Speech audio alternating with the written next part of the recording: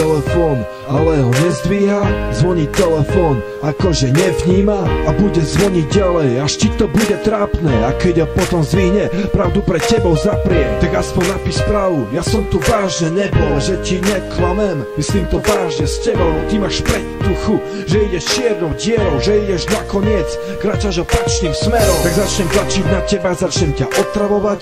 To je ten čas, keď mi ho prestaneš opätovať. A ja si myslím, že je za tým takto iný. Stále ti vypisujem aj práve v tejto chvíli. Som taký neznesiteľný, som taký strašne trápny. Bojím sa toho, že ťa stratím. Darmo hľadám ten čas, ktorý nevrátim. Vidím to tak, že už sa nám to kráti.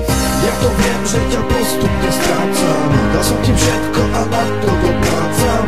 Povedz mi, prečo som bol taký naivný, kde je to pekné, čo sme spolu zažili. Ja to viem, že ťa postupne strácam. Dal som ti všetko a na to doplácam.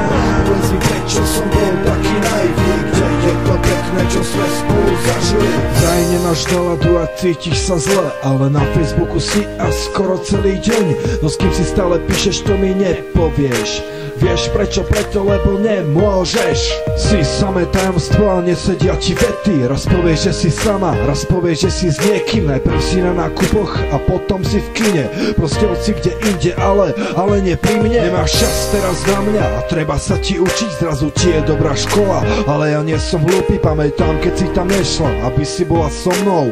Teraz preto stresuješ a ponáhľaš sa domov. A ešte asi ďalších milión vecí, ktoré sa mi vážne už nechce riešiť. Aj tak to nemá zmysel, hoci čo spravím som zlý. Strácam ťa a to nezmení už nik.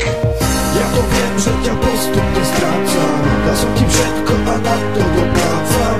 Povedz mi, prečo som bol taký naivný, kde je to pekné, čo sme spolu zažili.